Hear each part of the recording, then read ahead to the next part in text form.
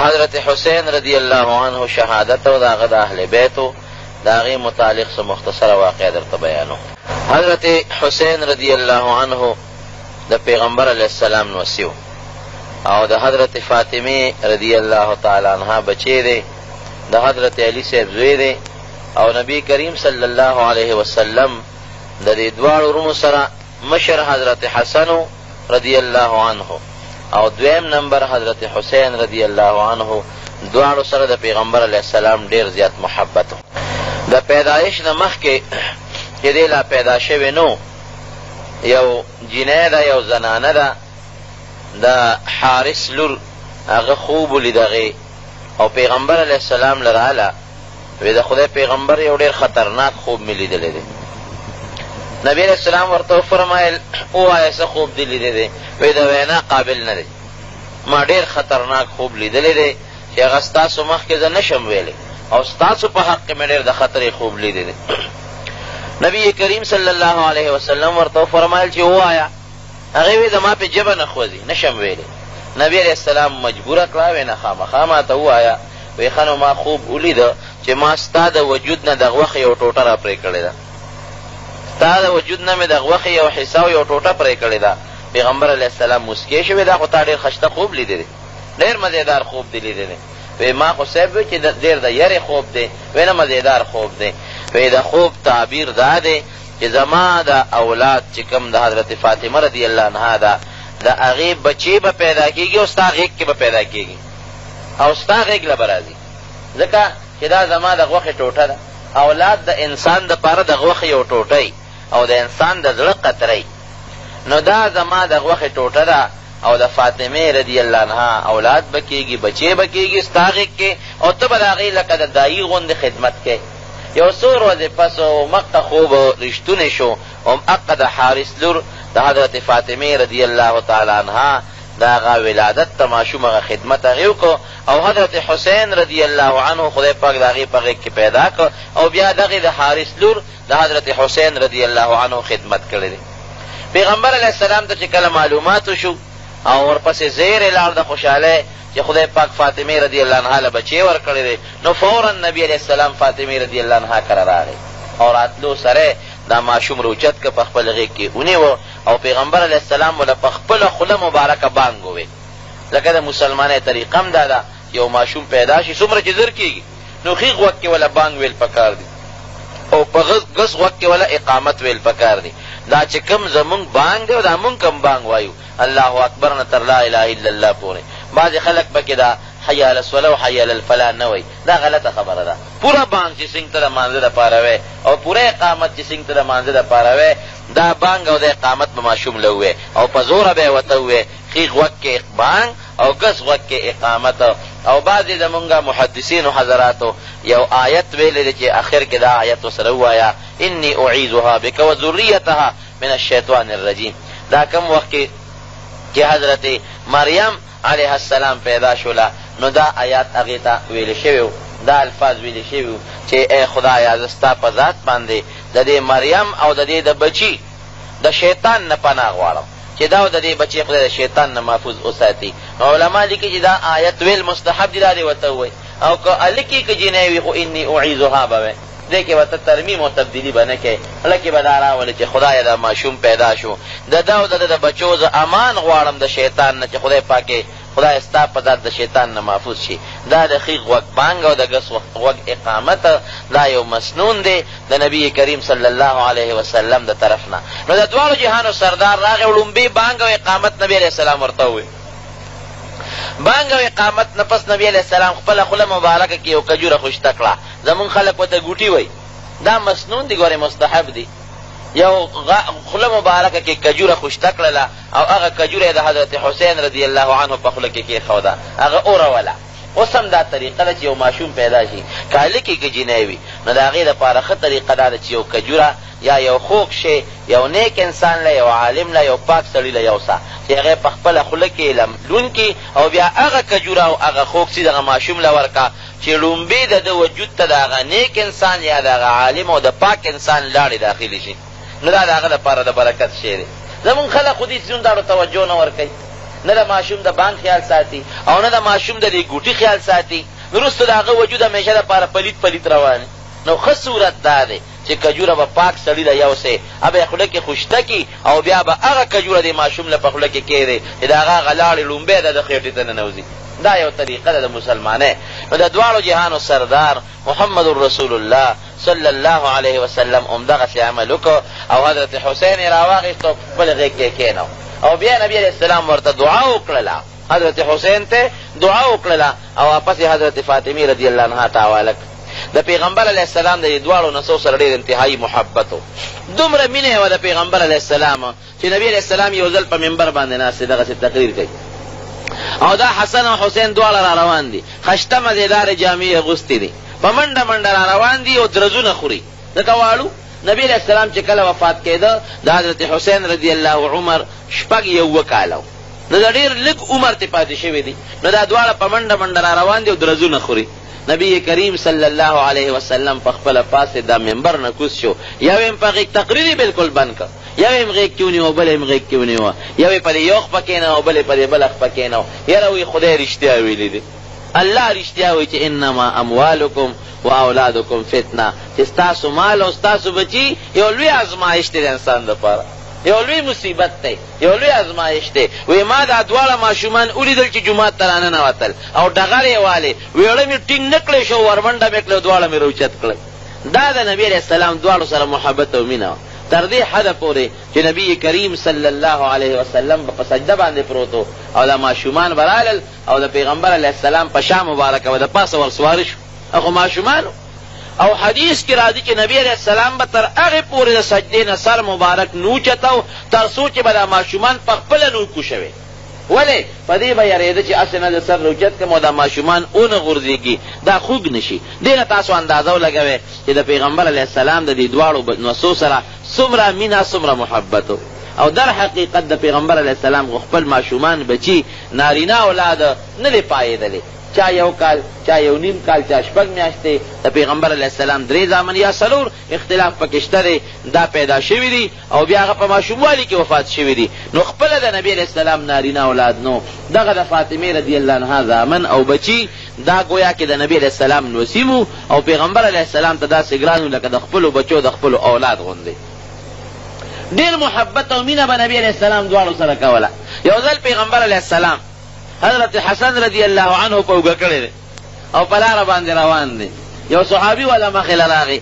نو حضرت حسن ته ویې هلکه ډېر زیات په خوشحالۍ کې سورې، ډېر عجیبه شاه سوا، ډېر عجیبه مرکب دې مونته دی، عجیبه سورلی باندې سورې، ځکه ستا سورلی نبی کریم صلی الله علیه وسلم دی، په پیغمبر علیه السلام سورې. وی نعم المرکب هوا، هلکه په ډېر عجیبه سورلی سورې، خشته مزېداره سورلی باندې سورې. نبی کریم صلی الله علیه وسلم ورته مسکی شو، وی ونعم الراکب هوا، وی سورلیم ډېره مزېداره او خشته ده، خو شاه سوار هم ډېر مزېداره او ډېر خشته دی.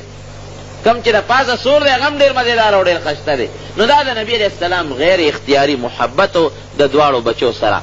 نبی کریم صلی الله علیه وسلم چې کله وفات شو بیا د حضرت ابوبکر صدیق رضی الله تعالی عنه خلافت شروع شو، دا دواړه ماشومانو او ابوبکر رضی الله عنه به دواړو سره ډېره خصوصي مینه کوله، ډېر محبت به یې ورسره کو. او چې کله به ابوبکر رضی الله عنه دا دواړه ماشومان ولیدل نو هغه به هم روچت کړل او ښکل به یې کړل، خو د دې عمرونه ډېر ماشومانو او کمو. د ابوبکر صدیق رضی الله عنه زمانې نه پس بیا چې د حضرت عمر فاروق رضی الله عنه دور شروع شو بیا هم دا ماشومانو. یو ځل نبی علیه السلام حضرت علی صاحب سره حضرت حسن رضی الله عنه ولاړ دی، حضرت عمر فاروق رضی الله عنه پې راغی.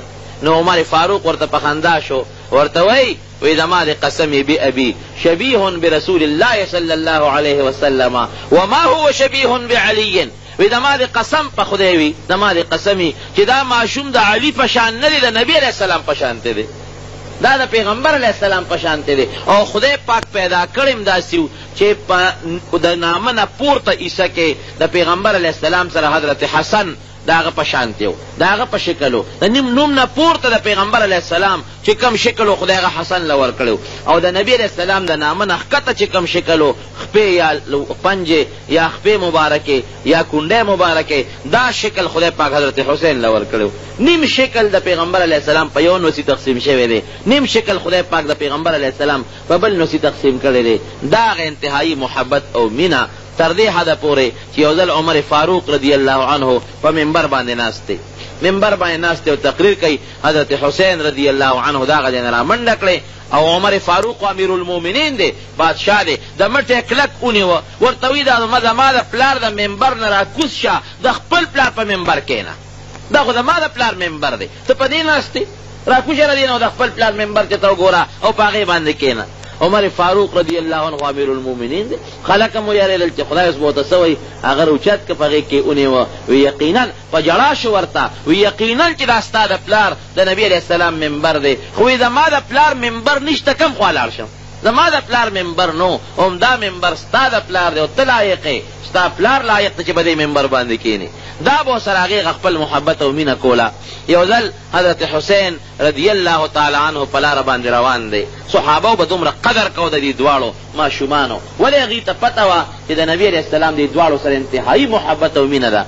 په لاره روان دی، نو ماشومانو حضرت عمر فاروق رضی الله عنه دی خو ډېر بهادرو او ډېر زیات هغه د اسلام هغه رعب و پکې، خلک به ته یېرېدل، خلکو یره خو څه کوې چې نبي علیه السلام یو ځل وفرمایل پیغمبر علیه السلام په خپل کور کې ناست دی، دا ماشومان تنبل وی.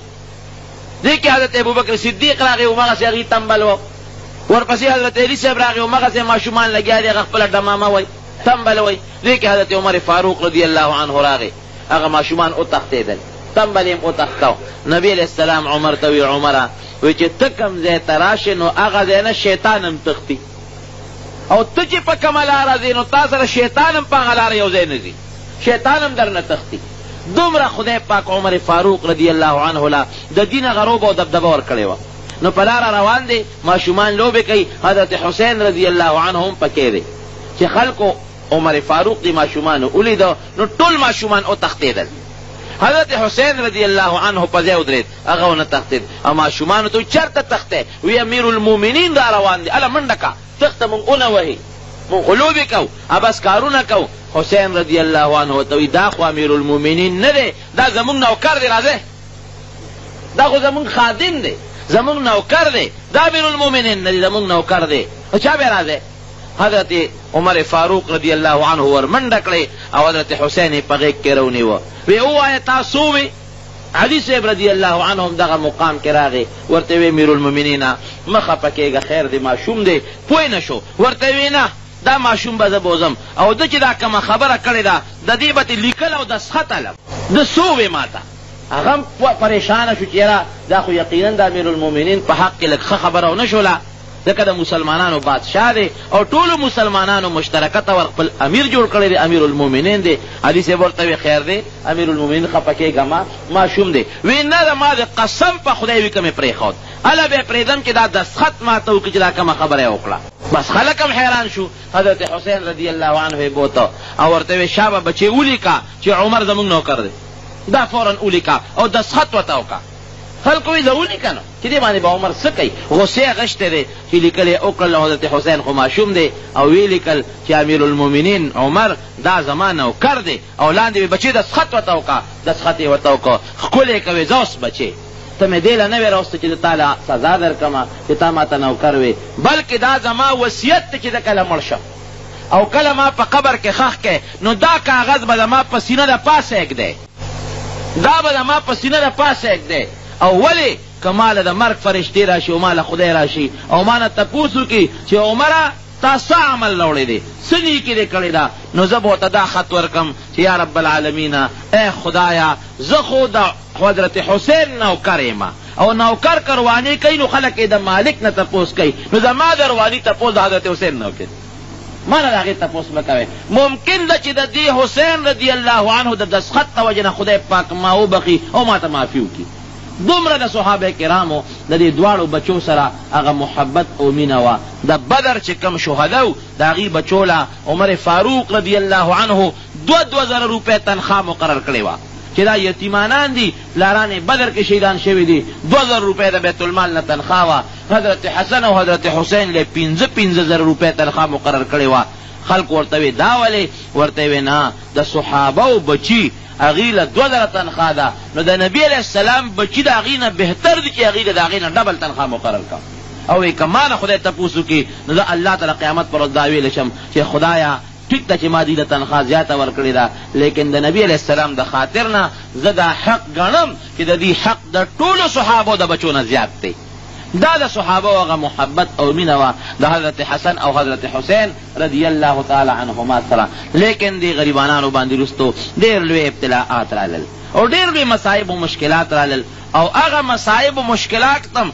د حق په وینا کې او د باطل په مقابله کې رالل یعنی دنیا ته خدای پاک دا ښیي چې ګورې څنګه چې د بني اسرائیلو پیغمبرانو او د حق په خبره کې د باطل په مقابله کې هغې ته شهادتونه نصیب شوي دي او هغې په اره باندې اره شوي دي او د هغې نه سرونه پرې شوي دي د بني اسرائیلو د پیغمبرانو نه نو د نبی کریم صلی الله علیه وسلم بچو او د هغې اولاد هم د حق دپاره د خپل سر قرباني ورکړې ده او د هغې اهل بیت او خاندان هغې د حق دپاره او د باطل په مقابله کې د خپل سر نه دنګلې ده هغه قرباني ورکړې ده رونو خبره اوږده ده زه به یې مختصره کم د حضرت معاویه رضی الله عنه د زمنه پس د هغه زوی دی یزید هغه بادشاه مقرر شو حضرت معاویه رضی الله عنه په خپل ژوند کې د خلیفه مقرر کړ او عامو خلقو سره بیعتونه وکړل لکه اوس چې دې زمانه کې خلک چاله ووټ ورکوي هغه زمانه کې به بیعت کېده یو سړی به راته او بادشاه له به د خپل لاس ورکو چې زه ستا اوټر یم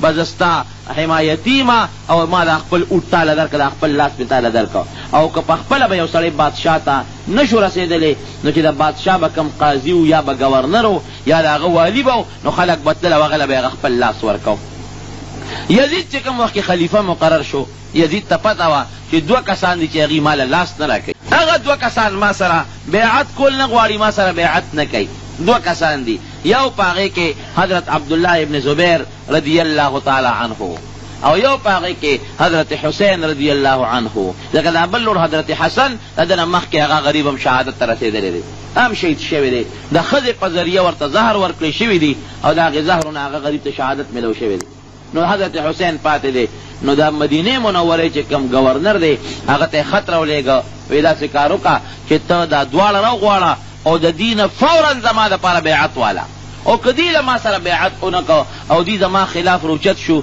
نو ممکن ده چې د ما خلاف دا خو د نبي علیه السلام اولاد دی اهل بیت دی نور خلک هم ورسره راپاسي ما دپاره یو فیصله یو مسله به جوړه شي عبدالله ابن زبیر رضی الله تعالی عنه خو پوه شو هغه ته خو پته ولګېدله چې ما نه بوس بیعت اخیستې شي او په زور به مې مجبوروي نو هغه خو د مدینې منورې نه لاړ او مکې مکرمې ته هجرت وکړو ځان یې محفوظ کړ او حضرت حسین رضی الله تعالی عنه هغه چې کله بادشاه مدینې منورې گورنر وغوښته نو د گورنر نایب گورنر سره مشوره وکړله نایب گورنر دغه وخت کې مروان ابن الحکم ورته وی یاره دغسې د یزید خط ما ته را رسېدلی دی او وی چې د حسین صاحب نه بیعت واله نو سجل ورسره وکړم که دې بیعت نه کوي څه ورسره وکړم مروان هغه نایب گورنر ورته وی داسې کار وکړه چې ری وی غواړه لاول ورته ووایه چې یزید دپاره دلته موږ سره بیعت وکړه که وی که ښه پخه او که وی نه که نو جلاد ځان سره ودروه سر ته قلم که چې خبره ختمه شي او که داسې در نه بچ پاتې شو نو مصیبت به جوړ شي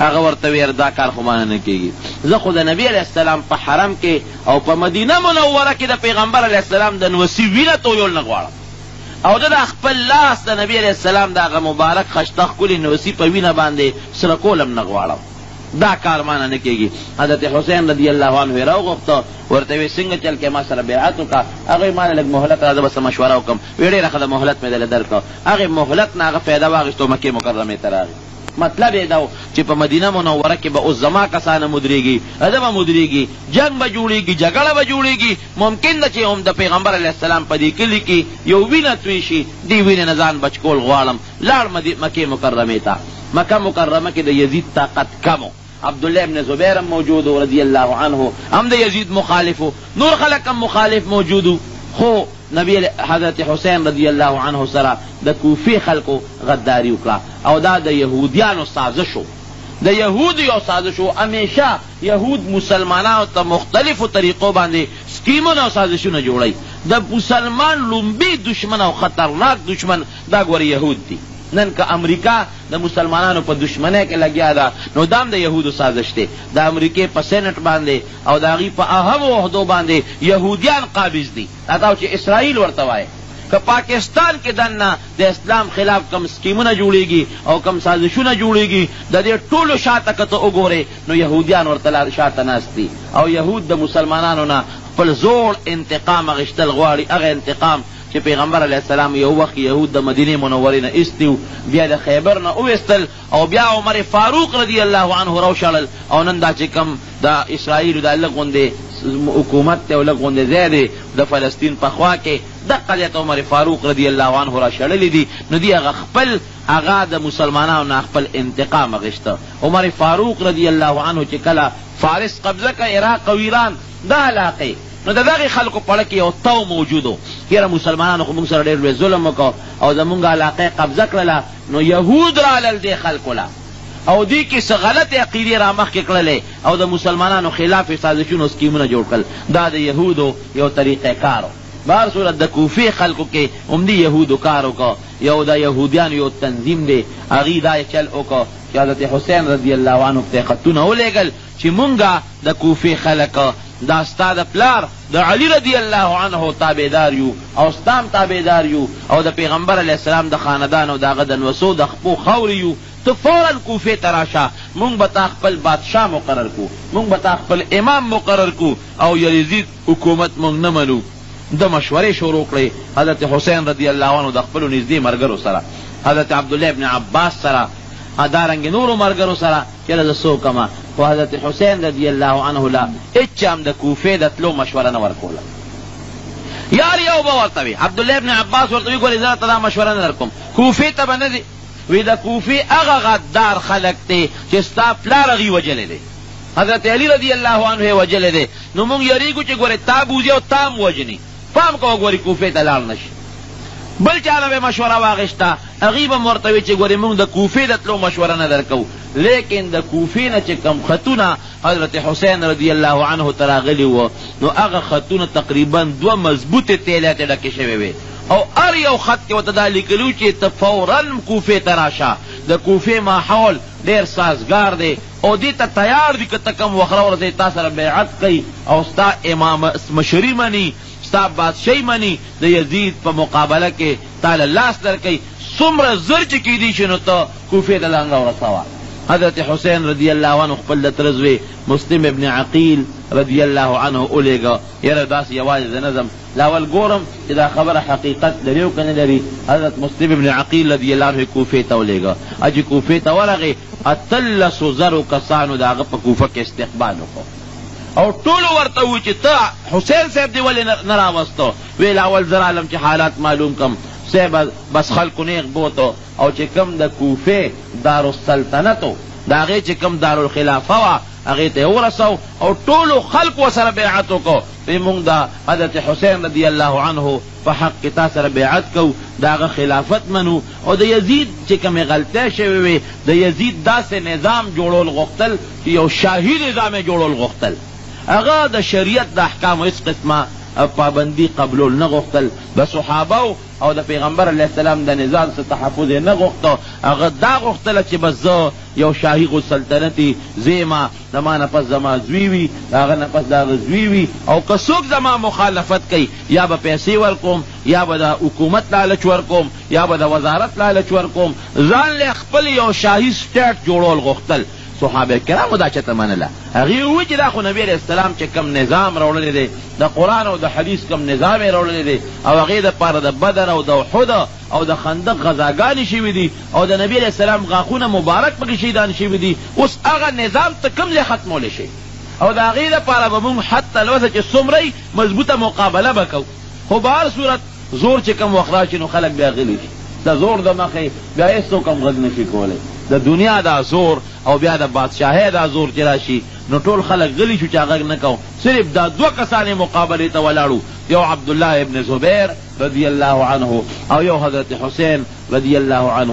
نو چې کله حضرت مسلم ابن عقیل د حضرت حسین د ترزوی کوفې ته لاړ او خلکو استقبال وکړو او د سره بیعت وکړو، نو هغه خط ولیکو او خط یو قاصد له ورکړی دا مکې مکرمې ته ورسې حضرت حسین له به ورکړي او هغې کې لیکلي چې ته فورا کوفې ته را روان شه. د کوفې خلک ما ولیدل، هغه زمونږ ډېر زیات تابعدار دي او د صحیح اسلامي نظام غوښتونکي خلک دی. د یزید د نظام بالکل مخالفت کوي او کلک مخالفت کوي او تراشه بس دا به موږ سره بیعت وکړو انشاءالله چې زمونږ خپل د پیغمبر علیه السلام چې کوم راوړلی شوی نظام دی او د هغه کم دین دی او د هغه کم عدل و انصاف دی انشاءالله هغه نظام به جاري شي، فورا را روان شه. حضرت حسین رضی الله عنه خپلو ملګرو ته وایي چې مونږ خو ځو، خو چا وله مشوره نه ورکوله. اخر کې د ده یو دوه خبرې دي. یو خبره یې دا وکړله، وایي ما خپل نیکه نبی علیہ السلام په خوب کې لیدلی دی. خلکو پوهېږه ګوره د کوفې په خلکو اعتماد مه کوه، که د کوفې خلکو له ورلې ممکن ده چې څه ضرر به ته ګورې ورسوي چې ورنشي دې خلکو له. هغه وایي ما یو خوب لیدلی دی، د خپل نیکه نبی علیہ السلام مې په خوب کې لیدلی دی او پیغمبر علیہ السلام راته په خوب کې فرمایلی دی یو حکم یې راته راکړی دی، هغه حکم پوره کولو لازم. اوس د خدای خوښه ده که د پیغمبر علیه السلام هغه خبره ما سره برابر خیږي او که د ما خلاف خیږي، که زه مرم او که د جمدې پاتې کېږم، خو ما ته خپل نیکه په خوب کې یو وصیت کړی دی او هغه وصیت پوره کول غواړم، هغې لازم. وی هغه څه وصیت دی؟ وی نه ما سره دا خبره هم شوې ده چې دا وصیت به تر مرګه پورې چا ته اړو په خولې وی نه چې دې کې څه دي. هغه خبره ښکاره نه شوه چېرې دته نبي علیه السلام په خوب کې څه ویلي دي. او دویمه یو خبره د خولې نه ده ووتله، وی د ځان نه هغه ګډ جوړول نه غواړم چې د هغه وینې دی د مکې مکرمې په حرم کې توی شي. وایي که د مکې مکرمې د حرم نه یو لیش باره مړ شم نو دا ماله غنیمت دی، دا مرګ مې خوښ دی، خو د مکې مکرمې د حرم په ځمکه زه خپله وینه یا د بل مسلمان وینه تویدل نه غواړم. خیر صحابه کرامو منې کاو او د هغې مقصد په دې کې دا لکه یو سړی د دین په جذبه باندې میدان ته وځي، یو جهاد له میدان ته وځي، نو بعضې خلک کمزوري مسلمانان هغې ورته یاره بس پرېږده، لیکن د دین غیرت او جذبه چې یا کې موجود دی هغه وي خو مرګ یو مرګ دی که نه، سر ورکول یو ځل سر ورکول دی که نه، د حق دپاره او د باطل په مقابله کې مرګ خو یو ځل مرګي شل ځله خو مرګونه نه راځي. او د مسلمان عقیده هم دا ده چې کم وخت د انسان دپاره مقرر دی هم هغه وخت به د انسان نڅا خېږي، نه د هغې نه مخکې ختیږي نه د هغې نه وروستو ختیږي. دغه عقیده خو د پیغمبر علیه السلام د نوسي مضبوطه وه. قافله روانه شوه، چې قافله روانه شوه دې خوا د مکې مکرمې نه قافله روانه شوه کوفې ته، اخوا مسلم بن عقیل نه چې کله یزید خبر شو چې وایي دا خو ماته حالات خراب شوي دي، نو هغه یو سړی راولېږه عبیدالله بن زیاد، دی فورا ولېږه او دی د کوفې د بصرې د علاقې ګورنر مقرر کړ او سخت حکم یې ورته وکړ، وی ورتلو سره چې مسلم ابن عقیل پرې نه دی دی به فورا مړ کې. او حضرت حسین رضی الله عنه متعلق ورته یزید ویلي چې که دین درغې نو دته به غږ نه کوې، ګرفتار به یې کوو ماله به یې راورسوې. دی چې څنګه راغې د پیسو لالچ خو خطرناک شی دی که نه، پیسو دپاره خلک دین هم پرېږدي ایمان هم پرېږدي، ډېر داسې شوي دي پر هر څه پرېږدي. هغه سړی دی راغې پټ راغې او بیا یو دی کې د یو سړي سره او بل سړي سره پټه سمجوتې وکړه چې زه یزید ګورنر مقرر کړم د دې علاقې، دا د هغه فرمان دی او چې څوک د هغه خبره ومني هغه له به دومره پیسې ورکوو. دا دولت لښکر را روان دی هغه هم درسره پوهېږي.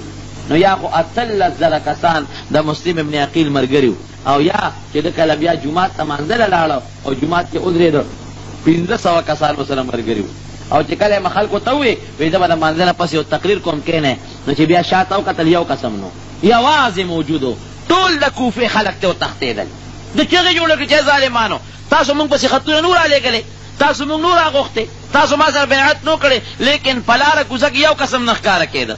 یو ته به یلکه تا ما سره بیعت نه دی کړی، وایي بل چا بل سره کړي زه دې څه پېژنم، بل پسې به ورغې د قوم مشر پسې تا بیعت ما سره نه دی کړی، وایي ته سړی خطا کړی دی تا ما به نه کړی بل چا به سره کړي. دې ته خبره ورسېده چې هغه مسلم ابن عقیل هغه ګورنر په لاس کې ونیو، هغه خلکو چې چا راغوښتي و هغې لاس کې ونیوه او عبیدالله ابن زیاد چې کوم ګورنر و د یزید د طرف نه هغه له لاس په لاس ورکړه، هغه هم هغه ځای کې شهید کړ، هم هغه وخت سره شهید کړ. هغه ورته یو خبره وکړه، ورته ویې داسې کار دی چې ما خو وجنې ما مړ کړې، خو خدای دپاره د ما یو نصیحت واوره، یو وصیت مې واوره. وی څه وی؟ وی د ما دا وصیت دی چې ما پرېږدي یو خط لیکم. وی چا ته خط لیکې؟ وی حضرت حسین ته. وی څه وی ورته؟ وی هغه ته ما یو خط لیږلی دی چې فورا راشه، نو زه هغه ته خط لیکم چې هغه را نه شي.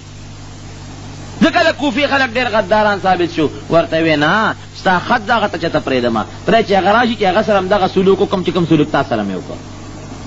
دا د یهودیانو یو مضبوط سازش و. د مسلمانانو په منځ کې ډله بازي جوړه کړله، فتنه بازي یې جوړه کړله. مسلم ابن عقیل شهید شو او دې خوا دوی په لاره را روان دي. یو ځای ته چې راورسېدل حضرت حسین رضی الله عنه ته پته ولګېدل چې یاره مسلم ابن عقیل شهید شو. بس هغه ځای کې لږ دمه شو او ملګرو سره یې مشوره کوله چې اوس به څه کوو. ملګرو ورته وې د مسلم ابن عقیل چې کوم وروڼو ورته وې چې مونږ خو واپس کېدل نه غواړو او مونږ همدغې کوفې ته هر صورت باندې تلل غواړو او دا زمونږ فیصله ده چې څنګه مخکې د مونږ فیصله وه چې به هر صورت مونږ د یزید په لاس کې بیعت کول نه غواړو. اوس وروڼو تاسو بړه کې دا وایه چې یاره دا بیعت به یې کړی که نه دا څه دومره لویه خبره ده، خو لاس به یې ورکړی که نه یو اوټ به یې ورکړی دا څه لویه خبره ده. دا به ستا ذهن کې یو خبره راځي ځان یې ولې وجه بس بیعت به یې کړی د یزید سره څه چل کېږي چې ځان یې مړه کړه خپل بچي مړه کړل. نو وروڼو چې چا کې اسلامي جذبه وي نو هغه سره بیا د دې څیزونو فکر او سوچ. زه به د هغې تاسو یو مثال درکړم. یو سړی دی مثلا چې هغه یو غلا یو کوټې ته خېږي او تا هغې غل ته لاندې پوړی ودروله او اندرمپایه دې ورته ونیوله او په هغه اندرمایه باندې هغه غل بر غلا وخته او مثلا هغه غلا وکړله. نو هغه غل خو هم ګناهګار دی چې غلا وکړه، لیکن دا پوړی چې ورته چا نیولې ده دې ورسره ګناهګار دی او که دې ګناهګار نه دی. دا خو اسانه پښتو ده که لازما دی ورسره ګناهګار دی. که ده ورته دا پوړی نه ونیولې او ده ورله لاس نه ورکړی دې غل د کوټې نه غلا نه شوه کولی. دې که دې کوټې ته وخته او د کوټې د سر نه یې غلا وکړله ټیک د مال د غل کور ته لاړ، لیکن د آخرت په سزا او په وبال کې ورسره دغه سړی سر په سر شریک دی چې چا ورته پوړی نیولې ده اندرمپایه ورته نیولې ده او د هغه په وجه د غل کوټې ته ختلی دی. دا خو د شریعت حکم هم دی، د پښتو فیصله هم ده او شرعي قانون او شرعي حکم دی. د قرنګیرونو د اوټ حکم هم دی. ګورې په دې ځان پوه کې یو سړی ګنکپ دی، یو سړی غل دی، یو سړی دوکمار دی، یو سړی شریعت نه مخالف دی او تا هغه له اوټ ورکړ. اوس هغه سړی ستا دا اوټ بیعت دی، ستا په اوټ باندې ستا په دې بیعت هغه سړی هغه مثلا وزارت ته ورسېد، هغه مثلا ممبر شو، هغه وزیر اعلی شو، هغه وزیر اعظم شو، هغه صدر پاکستان شو، مثلا یو حد ته ورسېده هغه چې څومره ناروا کوي او څومره ګناهونه کوي او څومره حرام کوي د قیامت پر ورځ د خدای په دربار کې پوره حصدار ورسره دی. موږ خلک خو قمقل یو او قمقل ولې یو ځکه چې کوم سړي له دې اوټ ورکه مزې د هغه دي، بنګله هغه جوړه کړه، موټرو کې هغه ګرځي، په لینډ روزرو کې هغه ګرځي او ځای په ځان له هغه نوکران د هغه دي، مال د هغه دی، دولت د هغه دی، مزې پې هغه کوي او قیامت کې به صف کې ورسره ته یو ځای ولاړئ. ته دا نه شوې چې خدای پاکه ما ولې راجوسي مزې خو هغه کولې، سینماګانې خو هغه جوړولې، دولتونه خو هغه ګټل، کارخانې خو هغه جوړولې، بنګلې خو هغه جوړولې، خدای ما خو پکې جوار او مغه مخکنۍ ډوډۍ م وروستنۍ هم ډوډۍ ده. الله به وایي دغه مزې او دغه حرام چې هغه ګټلي دي ستا په اوټې ګټلي دي، ستا په دستخط یې ګټلي دي. که تا ورته اندرمپایه نه ونیولې دا ظالم به دغه غلا له نه وی تللی او تا ته خو پته و چې دا غل دی نو ولې دې ورته اندرمپایه نیوله. دا ګورې مونږ ځان له آخرت تباه و برباد کړ. د معمولي او حالانکه ستا د اوټ نه خبرېږي څوک بغیر د خدای نه. یو خو ښکاره اوټ دی او ښکاره لاس نیول دی، دا خو به ته د یارې مې یو سړي سره لاس اوچت کې لاس اوچت کې نو د یارې به هم لاس اوچت کې یا ته وي راشه ما سره یو موقع له لاړ شه د یارې به مو سره موقع له لاړ شي. لیکن کومه کوټه کې چې ته اوټه چې بغیر د خدای نه بل څوک تا نه خبرېږي هېڅوک هم نه خبرېږي. ولې ځان له آخرت غر کې او زه یې څه دپاره ډوزمه د چا کوټه کې خو نوس خپل آخرت د بل دپاره برباد دی.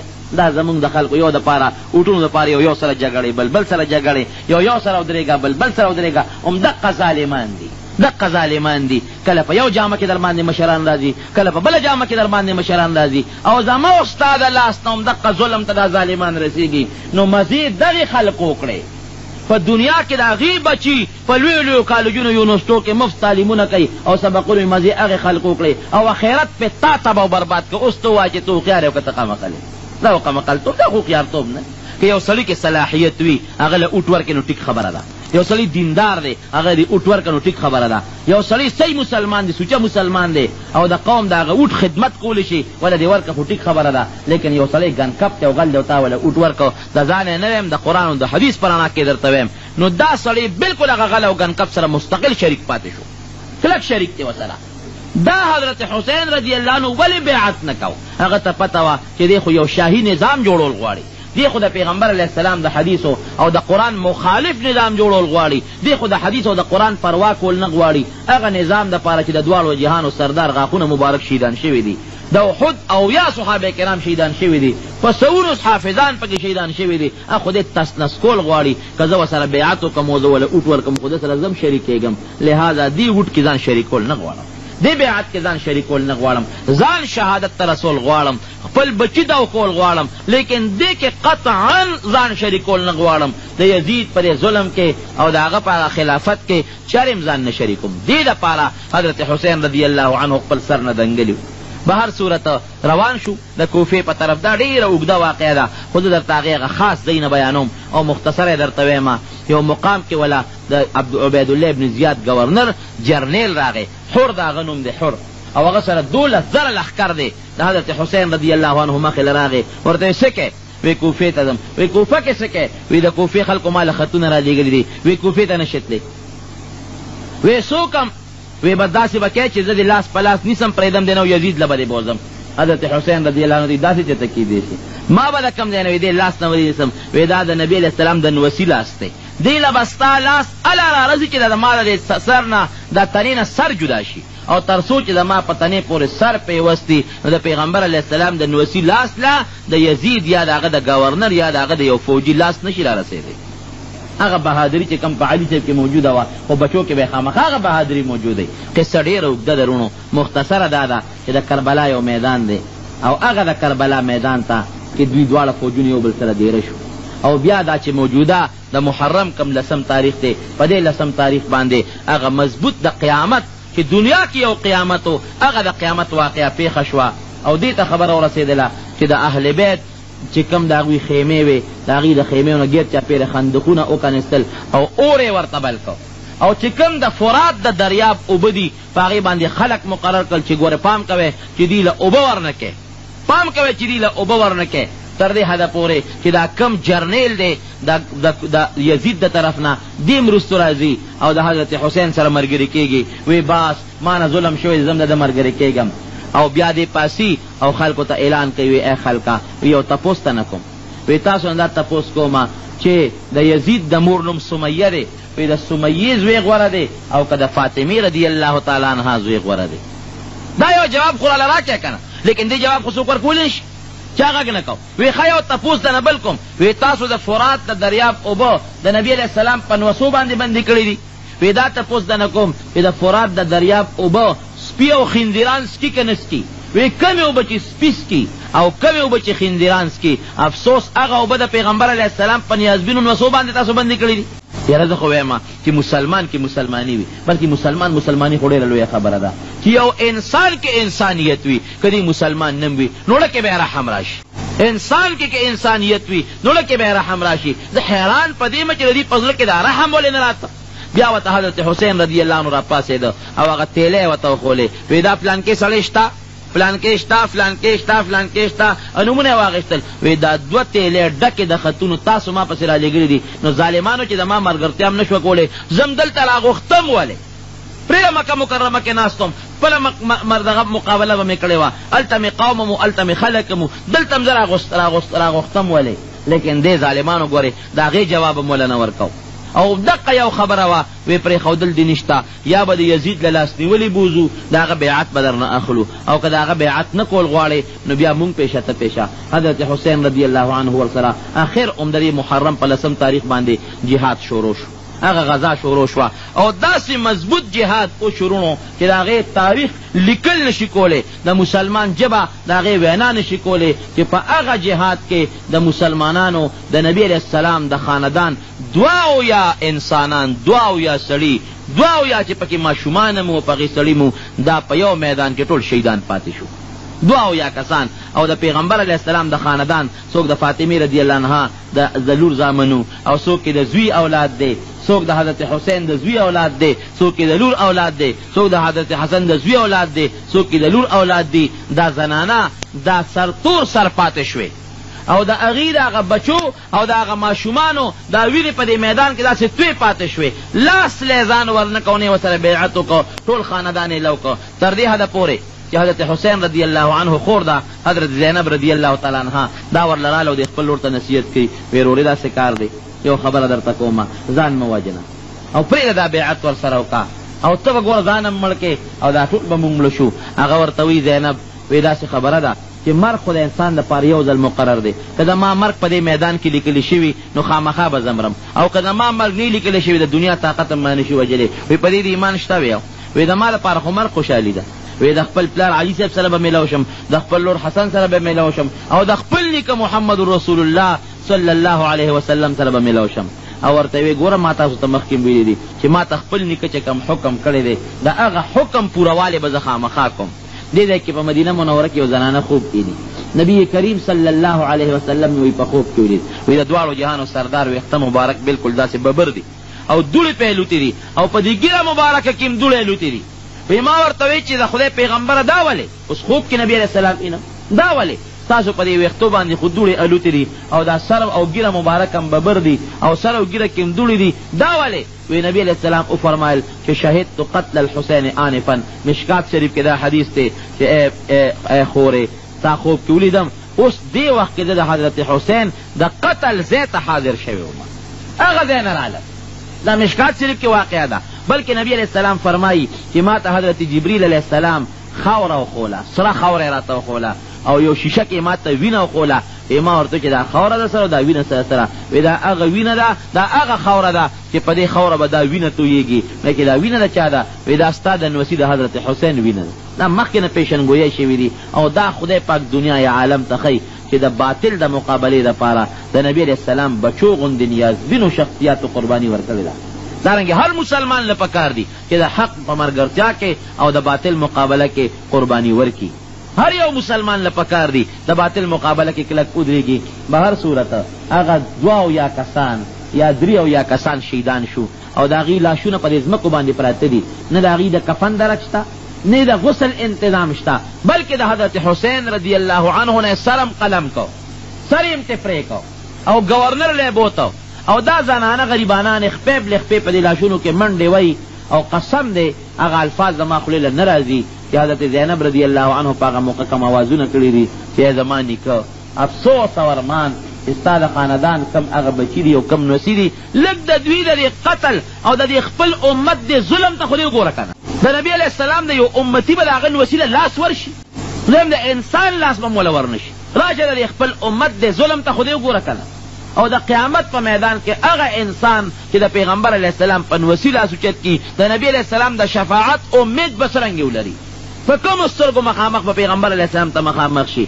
بیا چې عبیدالله ابن زیاد ته ور مخامخ حضرت زینب، یو پکې یو ماشوم بیمارو، هغه حضرت علی زین العابدین، دی رکوټ یو ماشوم و بیمارو، دی پکې بچ پاتې شو. دا قافله کله وروستله هغه گورنر ظالم وی دا ښځه څوک ده؟ وی دا جی زینب ده. وی دا څوک ده زینب؟ وی دا د حسین خور ده، د فاطمې رضی الله عنها لور ده. وی ړه دې یخ شو؟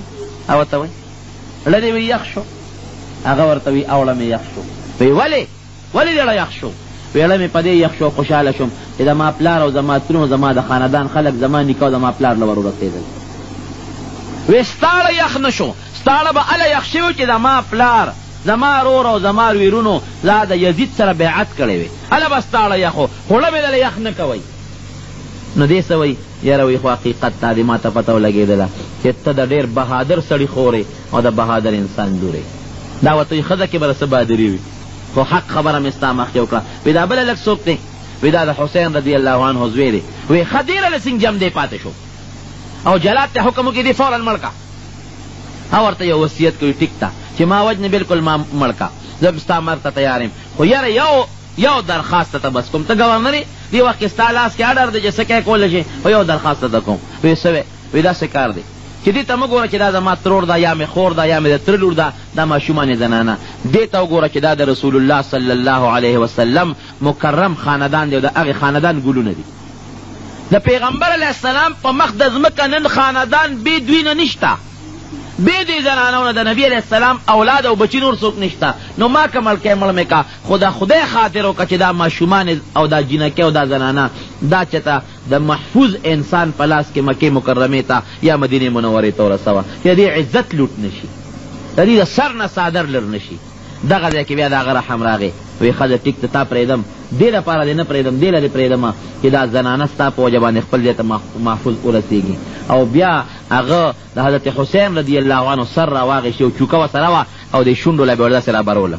داسې به ورته رابروله. حضرت زید ابن ارقم رضی الله عنه صحابي دی، دغه مقام کې موجود دی. عبیدالله ابن زیاد ته وایي عبیدالله ابن زیاده وی زما د قسم په خدای، او وی څه بد شکله داسې ورته وي حسین صاحب ته، وی زما د قسم په خدای وي چې دا مخ چې ته ورته نن بد شکله وی دا د رسول الله مبارک د مخ په شان مخ دی، د نه ښکلی شکل نن په مخ د ځمکه نشته. او وی زما د قسم په خدای وي چې کومو شونډو له ته چوکه رابرول غواړئ، وی ما په دې سترګو د ما د په خدای قسمي چې ما د دواړو جهانو سردار لیدلی دی چې په دې شونډو باندې خپلې شونډې ښودې دي.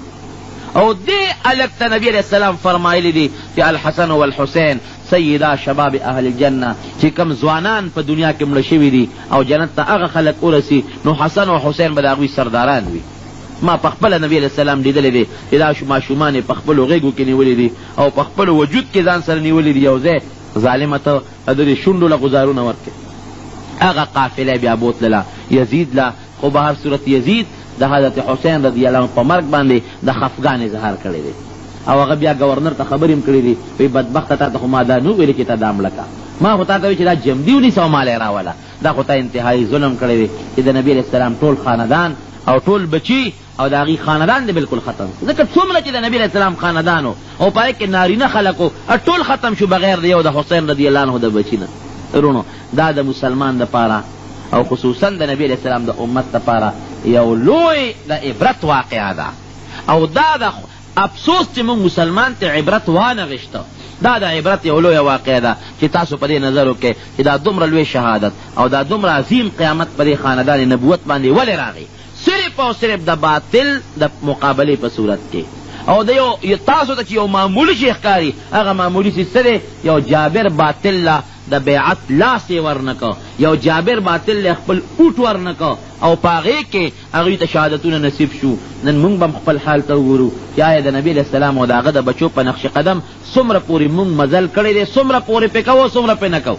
رونو د یهودو دا سازش و، د مسلمانانو جنگول او اهل بیت بربادول، دا د یهودو سازش و. نن هم خفه کېږئ ما، صفا خبره درته کومه، نه د چا نه یره کوم نه د چا نه ترخه کوم، صافه خبره درته کوم چې نن هم زمونږ په پاکستان کې کوم پروګرام شروع دی او موجوده چې کوم زمونږ حکومت شروع دی، دی کې هم د یهودو سازشونه مکمل روان دي. کلک د یهودو سازش دا روان دی، ځکه چې څومره تاسو ته پته ده چې څومره وزیران په موجوده حکومت کې اغشتلی شوي دي، اکثر د NGO سره متعلق دي. بعضی وزیران دي هغه د یو تنظیم سره تعلق لري، بعضی وزیران د بل تنظیم سره تعلق لري. او تاسو که اخبار پرون کتلی، پرونی اخبار که تاسو کتلی پاکستان، تاسو وګورئ چې د پاکستان وزیر خارجه په لندن کې د BBC له کوم انټرویو ورکړې ده، نو ډېر افسوس دی، افسوسناک خو افسوس دا دی علما را پاسي چغې ووایي، منډې ووایي، منډې ووایي. هغه بل بدبخت او نواز شریف نو خدای پاک د طالبانو ازار وو، نو دغه د جیل کوټې ته خدای پاک وردن نه کړ. نور اسم نو خو د علماو او د طالبانو ازار و. هغه به هم وی په مدرسو کې دهشتګردي کېږي، مدرسو کې بمونه دي او هغې کې ټریننګونه ورکېږي. نو خدای پاک وله حقه د طالبانو سزا ورکړله او نن د جیل په کوټه کې پروت دی. یا وزیر اعظم او مینډیټ ورته حاصل دی، او صاحب زه د پاکستان هغه یو امیر المؤمنین ځان نه یو شاهي سلطنت او سټیټ جوړول غوښتل، لیکن هغه د طالبانو ازار و، د دیني مدرسو ازار و، نو کم طرف ته لاړ؟ د جیل په کوټه کې بند دی. لیکن علما را پاسېدل، د هغه کلکه مقابله وکړه. او تاسو ولیدل چې د امریکې سره سر وجنګو. خدای پاک کوي څه، بس د پاکستان په قسمت کې به اسلامي نظام نه لیکلی شوی. جرنیل کاکا پې خدای راوسته، د جرنیل کاکا د خولې نه د اسلام نوم نه خېږي. تاسو به چې د خبرونو کې ټکي د اسلام د خولې نه نه اورېدلې. او دویمه خبره رونو درته ویم، هغه دا ده چې دلته جرنیل کاکا یو څه وایي، وزیر خارجه بل څه وایي. جرنیل صاحب وایي د هغه کولاو اعلان دی چې یاره په دیني مدرسو کې دهشتګردي نه کېږي. تاسو به اورېدلي. او دا اعلان کوي چې د جهاد او دهشتګردۍ کې فرق دی، جهاد جدا شي او دهشتګردي جدا شي دی. او وزیر خارجه چې په بل BBC له کوم انټرویو ورکړی دا اخبار وګورئ، هغه څه وایي. هغه ویله دیني مدرسو کې چې کوم دهشتګردۍ کېږي، وایي چې موږ لاړ شو دا به فوراً بندو. زه چې لاړ شم دې لپاره به زه فوراً پروګرام کوم، او د اسامه لپاره به هم زه د افغانستان سره خبره کوم، کوشش به کوو چې دا موږ امریکې ته حواله کړو. مې ستا پلار به راشي او د اسامه په حق کې به خبره وکړو. ته خو رانږدې شه او دیني مدرسو باندې ولې ته الزام لګې؟ د خدای خاطر وکړې، د پیغمبر د حدیثو او د خدای د کتاب ځمکې پورې خندا مه کوئ ظالمانو. ګورې تباه به شئ. دیني مدرسو کې څه کېږي؟ خو د نبي اسلام حدیث بیانېږي. د خدای قرآن پکې بیانېږي. دا چیلنج دی د دنیا کافر او د دنیا مسلمان ته چې یو دینی مدرسه دی په پاکستان کې داسې وښیي چې هغې کې ټریننګ ورکېږي د دهشتګردۍ، نو بنده دی کې که نه. راشئ تاسو دا مدرسې وګورئ، تاسو په علاقه کې پېښور کې چارده کې ځای په ځای شته که نه؟ کومه یو مدرسه کې ټریننګ ورکولی کېږي؟ کومه مدرسه کې دهشتګردي خولی کېږي؟ راشئ که نه، هغې خو څه څوکیداران نشته چې تاسو ورتلی نه شئ، خو چې چاپه پې ووهئ وګورئ کومه مدرسه ته تاسو ته ښکاري نو بند یې کړئ که نه. د دهشتګردۍ څوک دغه کوي، حمایت کوي، هر یو سړی د هغې مخالفت کوي. او مونږ به درته وښایو چې ستاسو په یونیورسټو په کالجونو کې دهشتګردي کېږي.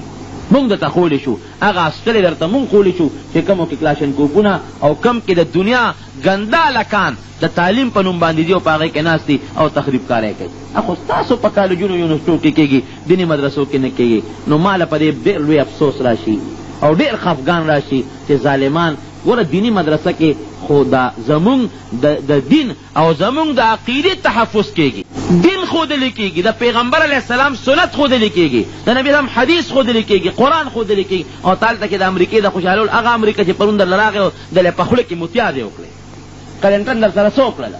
راغې په خوله کې درته متیازې وکړه درنه لاړ. ته د هغه د خوشحالو دپاره لاړې لندن ته، د هغه د خوشحالو دپاره وې دیني مدرسې به بندي کو، دهشتګردۍ به بندي کو، دا به وکړو، اسامه به تا ته حواله کو. دا چغې مې نواز شریف هم والی وې، دې دې را نږدې شي یو دیني مدرسې ته، دې اسامه ته یو فوټې قدم ور نږدې کړي چې پته ورته ولګي. اساسانې خبرې خو نه دي. مسلمان د خدای پاک کرم دی او د خدای رحم دی، دا مونږ ازمایولی دي چې د هرې پارټۍ سره تعلق لري، کدی پیپل سره تعلق لري، کدی نیشنل سره تعلق لري، کدی جماعت اسلامی سره تعلق لري، کدی بلې پارټۍ سره تعلق لري، خو چې د عقیدې او د دین مسله ورته ورمخکې شي نو د خدای کرم دی. دا مونږ ته معلومه شوه چې دا ټول بیا د مولا شاته ولاړي.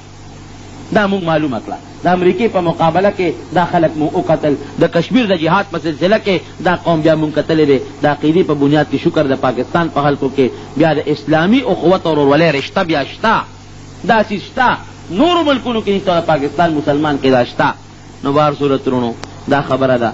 او یو بله ناره دوی لګوي، هغه دا لګوي وی یاره وی په اسلام کې انساني حقوق، وی مسلمانان انساني حقوقو ته نقصان رسوي، د انساني حقوقو ته نقصان رسوي. زم د انسان څه شی دی؟ دوی انسان چاته وایي؟ دا په چیچنیا کې چې کوم مسلمان تباه شو او د چیچنیا په مسلمان چې کوم اور بلیږي، د انسانان نه دي؟ د دې د حق تا سره غم نشته؟ دا چې کوم په عراق کې تا د مسلمانانو بیخ وویسته، د انسانان نه دي؟ کشمیر کې چې کوم انسانان مسلمانان مري، د انسانان نه دي؟ فلسطین کې او په دې نورو ملکونو کې چې کوم انسانان مري نو د انسانان نه دي؟ د هغې غم د سره نشته؟ افغانستان کې چې ښځو ته طالبانو پړونې په سر کړل نو یره د انساني حقوقو ته نقصان دی. ولې ښځو ته یې پرده ورکړه؟ موږ وایو دا خو زمونږ اسلامي نظام دی، زمونږ د اسلام غیرت هم دا دی چې ښځه به په کور کې په پرده کې ناستی. نو زما د اسلام غیرت چې زه په خپل غیرت باندې غیرت کوم او په خپل دین غیرت کوم او ښځې ته پړونې په سر وم، نو ته دا انسان د حقوق نقصان دی. حقوق دې ته ویلې کېږي لکه تا چې دل وویست په دنیا کې. بهر صورتونو د دې متعلق زموږ علماء کرام و حضراتو دا ستاسو دپاره فخر هم دی، ځای په ځای بیا جلسې مقرر کړي، لکه څنګه چې مخکې د امریکې په مقابله کې مولیان صاحبان راووتل او جلسې مقرر کړې، تاسو ټول ورسره حمایت وکړو او خدای پاک د امریکې نه د کابل نوم هېر که. ګورئ د اسامه باندې یا په کابل حمله وه یا د هغه نوم بلکل هېر شو، ځکه د مسلمان قوت او روب یې ولید. دغه رنګې اوس د امریکې د دې موجوده سکیم متعلق بیا زموږ علماء کرام میدان ته راوتي دي او دی په دې جلسې مقرروي. نو د چارسدې په مدرسه کې راتلونکي د ګل په ورځ باندې 2 بجې د ماسپښین د مانځه نه پس همدغه زموږ د مولیانو علماو صاحبانو جلسه ده او تاسو د هرې پارټۍ سره چې تعلق لرئ نو په دې جلسه کې خامخا شرکت کوئ. کوم ځای کې چې جلسه وي، ولې چې امریکې ته او کافرو ته او د هغوی چې په دې ملک کې کوم دغه دي دا څه پیټوګان دي چې هغوی ته دا پته ولګي چې یاره که موږ د اسلام خلاف څه کار کول غواړو نو مسلمانان په موږ باندې پوه دي او هغوی ویښ دي، بیدار دي. مسلمان د کافر مقابلې ته هر وخت تیار ناست دی چې دا هغوی ته دا خبره معلومه شي. نو انشاءالله چې دا به زمونږ او ستاسو دپاره یو جهادي عمل وي. انشاءالله راتلونکي 19 تاریخ د ګل په ورځ ماسپښین مانځه نه پس د چارسدې چې کومه دننه مقبره کې اسلامیه مدرسه ده هغې کې دغه پروګرام دی. دا چا یو څو سوالونه کړي دي چې د جمعې په ورځ باندې د خطبې په دوران کې مقتدیانو له څرنګې ناسته پکار ده. نو ناسته خو په هره طریقه کې ناستې دی شي، لیکن د اتحیاتو په شکل کې ناسته د خطبې په وخت کې سنت ده. او خطبه چې دا کوم وخت کې بانګ وویلی شي دا اوس چې کوم بانګ ویل کېږي دې نه پس خطبه شروع کېږي تر د مانځه پورې. نو دې دوران کې د اتحیاتو په شکل کې ناسته سنت ته، او که په هغه شکل سړی کینې دي اسم کینې نو خیر دی، خو خبرې کول پکې ښه نه دي بالکل، بلکې دې کې تسبیح اړول هم ښه نه دي، بلکې دې وخت کې نفل کول هم ښه نه دي. او چې دا کوم بانګ ویل کېږي د خطبې د دې بانګ جواب هم نشته. بعض خلک دې بانګ سره الله اکبر الله اکبر جواب کوي، دې جواب کو پړه کې یو سړی کوي کولی شي په خولې دې جواب هم نشته. او دا دې کوم دا چې د خطبې د اذان جواب صحیح دي کنه د مقتدیان ولا نه، د خطبې د بانګ اذان دغه جواب کړي په جبه کول نه دي پکار، لکه کول پکار دي. دا خطبه د 2 رکعاتو په ځای ولاړه ده، نماز ماسپښین 4 رکعات دی، 2 رکعات د جمعې شو، د 2 رکعاتو په ځای باندې خطبه ولاړه ده. لکه څنګه چې په مانځه کې کم عمل منع دی او په مونځ فاسدېږي، نو خو په خطبه کې هم هغه عمل مکروه دی، د هغه نه ځان ساتل پکار دي. نو دا یو ملګری دعا غواړي چې زه مریضه مې یم، قرضدار مې یم، زه ځمکه مې شته لیکن هغه چا سره بنده ده، دعا غواړي. نو خدای پاک دې ورته د ده چې څه حاجتونه وي الله دې ورته پوره کړي او دې بیماریانو دې ولا خدای پاک شفا ورکړي. بعضې خلک د سهار د مانځه په وخت کې سنت کوي، دا سنت کول درست دي او که نه دي. دا مسله تاسو یاده وساتئ چې د سهار جمع ولاړئ او یو سړی راشي هغه سنت نه کړي، نو سنت کولی شي، خو داسې ځای کې به سنت کوي چې د امام قرت نه وري. دلته به جمع ولاړئ هلته به دې سنت کوي، دا ښه خبره نه ده. جمع چې کوټه کې ولاړئ نو ته بار سنت وکړه، او که جمع بار ولاړئ یو ګوټ ته راننو ته په کوټه کې خپل سنت وکړه. نو سنت داسې ځای کې کول پکار دي. او تر څو چې د ده یقیني چې د 2 رکعات موندې شم او 2 رکعات ته رسېدی شم، نو تر هغې پورې دې خپل سنت کولی شي. او چې د ده پوره یقین راشي چې یاره زه خو 2 رکعات نشم را لاندې کولی، نو بیا دې سنت پرېږدي او امام سره دې په جمع کې شریک شي. او چې دا سنت پاتې شي د هغې څه حکم دی؟ نو که دا سنت د سهار د یو سړي نه پاتې شو، نو بیا د سهار مانځه پسې فوراً به سنت نه کوي. ځکه امام محمد رحمت الله علیه مذهب دی او هغه ښه دی چې کله د سهار د نور راوخېږي، د نور خطو نه پس د هغه 2 رکعاتو سنتو قضا وکړي. د سهار د مانځه نه پس تر نور خطو پورې هېڅ قسمه سنت او نفل نشته، قضا مونځ کېږي، سنت نفل نشي کولی. او د نور د خطو نه پس بیا یو سړی هغه که هغه سنتو قضا کوي نو بهتره ده. دعا کوي ورونو چې الله تعالی په موږ باندې رحم وکړي او الہ العالمین موږ له د دنیا او د آخر د نبی علیه السلام د اتباع د زندګۍ توفیق راکړي. یو زنانه ده هغې څه دعا غوښتلې ده او څه مشکلات دي ورته، دعا ورته وکړه چې الله تعالی د هغې هغه مشکلات په خیر باندې بدل کړي، او چې څه حاجتونه دي الله تعالی دې ورته هغه حاجتونه پوره کړي. بعضې نورو ملګرو هم دعاګانې غوښتې دي چې دعاګانې غوښتې دي الله تعالی ته دعاګانې قبولې کړي. دا دعاګانې وکړي چې زمونږ په دې ځمکه خدای پاک د قرآن او د سنت نظام راوستلی کړي او د مسلمانانو منځ کې الله اتفاق او اتحاد راولي. څومره د کفر دنیا کې ده، ټولو نه مخکې خو موږ دا دعا کوو چې الله تعالی ورته هدایت نصیب کړي، او که هدایت یې په قسمت کې نو خدای پاک یې په خپل قهر تباه او برباد کړي. ته په کورونو کې الله زمونږ مریضان دي، په هسپتالونو کې مریضان دي، الله ټول له شفا ورکړي. څومره مریضان دي خدای ټول له شفا ورکړي، څو قرضداران دي خدای ترې قرضونه خلاص